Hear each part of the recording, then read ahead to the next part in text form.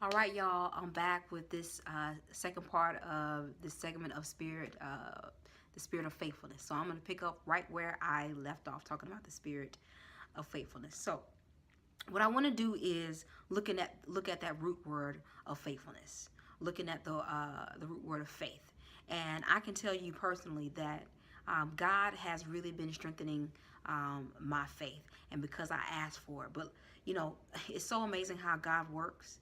About 2 years ago, I was asking God, strengthen my faith, God, increase my faith, God, because I was struggling. So I was asking God to increase my faith. But I learned something though. Sometimes I think that we think of God as this genie sometimes, or this magician, and we just think that he's just supposed to come out of the sky and just kind of fix all of our problems and just do what we ask him to do. But how selfish of that would we be if we kind of thought of God as that way, if we kind of reduced him to that level, like, okay, God, I got this one problem. All right, let's just figure this out, and you go and do this. Now, it's not to say that God cannot perform miracles, because he can. He can perform miracles. But sometimes God allows things to happen in your life that are sometimes uncomfortable. And when I asked God to strengthen my prayers, excuse me, strengthen my faith, he did just that. I went through some uncomfortable things, but I realized now that he was strengthening my character. That he was strengthening my character for this very moment. And I'm thankful for that. Because when I look back over the times where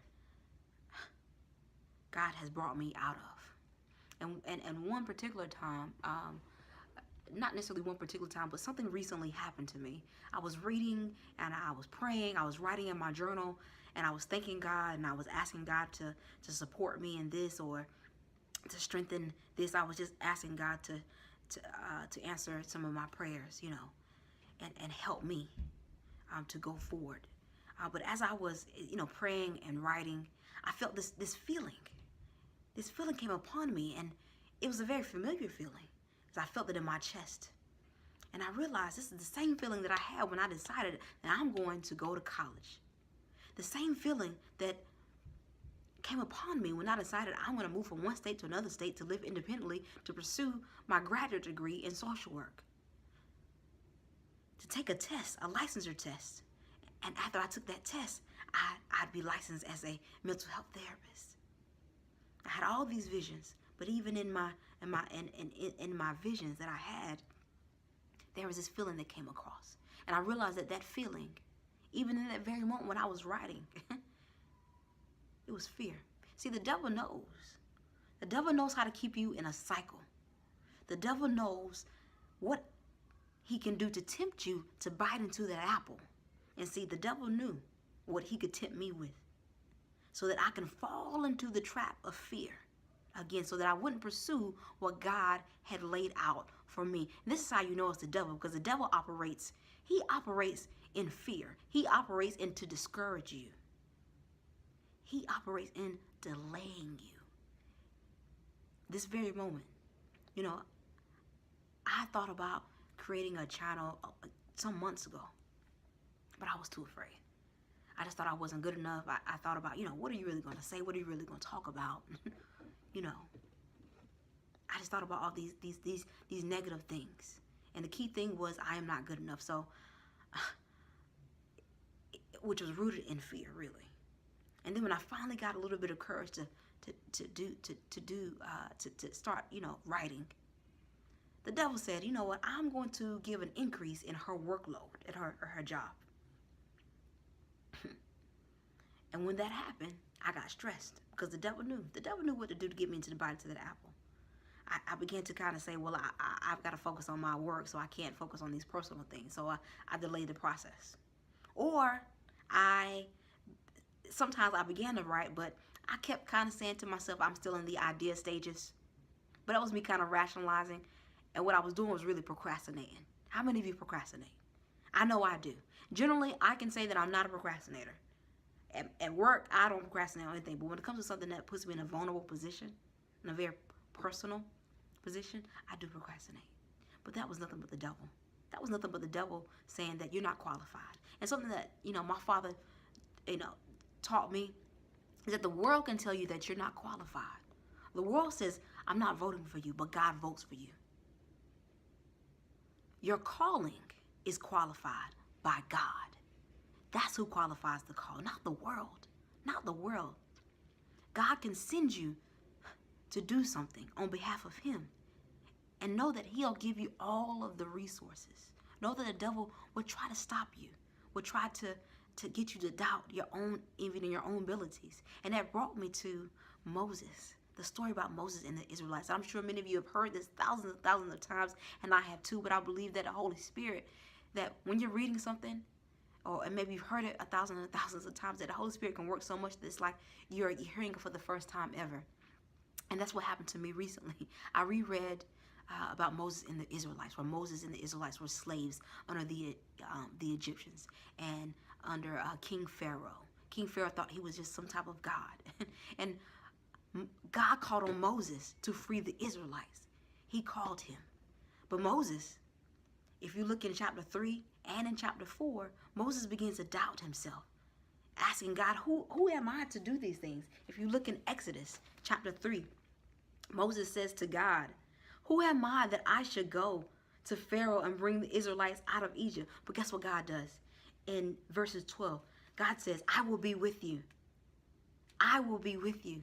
He promises them that I will be with you. And in chapter 4, he promises, in chapter 3, verses 17, God promises to bring the Israelites out of captivity and bring them into a land flowing with milk and honey. But again, in chapter 4, Moses again begins to look at himself as a speaker. He says, I haven't been, I'm not an eloquent speaker, God.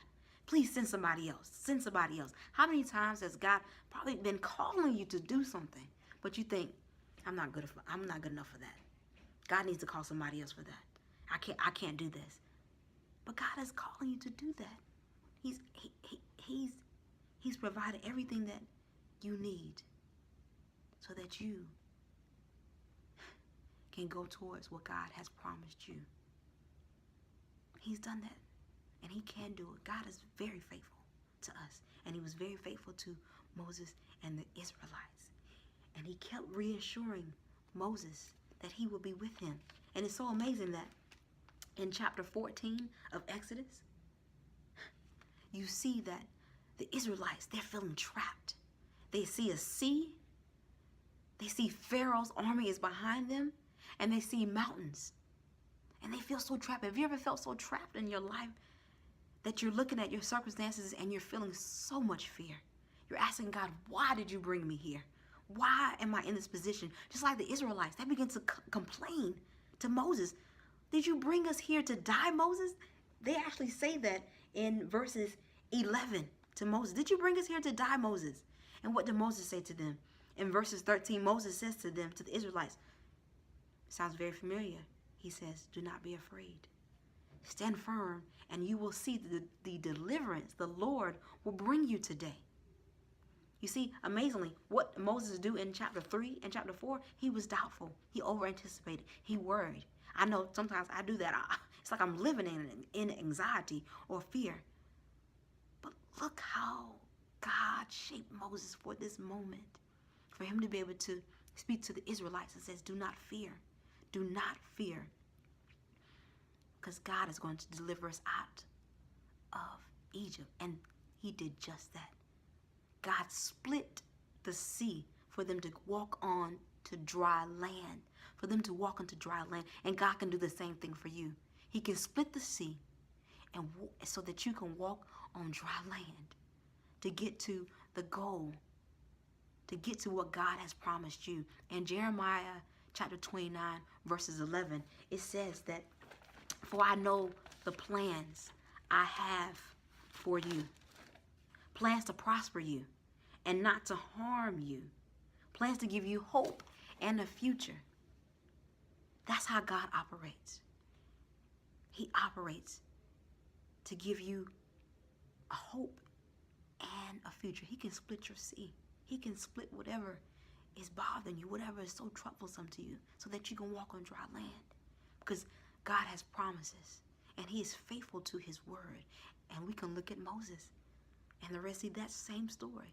And look how he was faithful to Moses, because if he did it for Moses, he can do it for you too. He can do it for you too. Out of all those first times that I had, that I was feeling fearful and I was looking at my circumstances, God brought me through that so that I can share my own testimony to you today. And I'm sure some of you have your own testimony today too as well. I encourage you to share your testimony. Write it down in the comment section, or write down something that you're struggling with. But you know that even though you might be struggling with this, that God's got you, that he's there for you. And Isaiah 41:10, one of my favorite verses in the Bible, it's very reassuring. And in Isaiah 41:10 it says, "So do not fear, for I am with you. Do not be dismayed, for I am your God. I will strengthen you and help you. I will uphold you with my righteous right hand." And God can do just that for you. God is voting for you. God is with you. God is forever with you. He is faithful. Believe and trust in him. But remember, as you trust in him, to stay connected to the vine. You guys have a blessed day. Stay tuned for more messages about the spirit of faithfulness. Thank you guys for watching.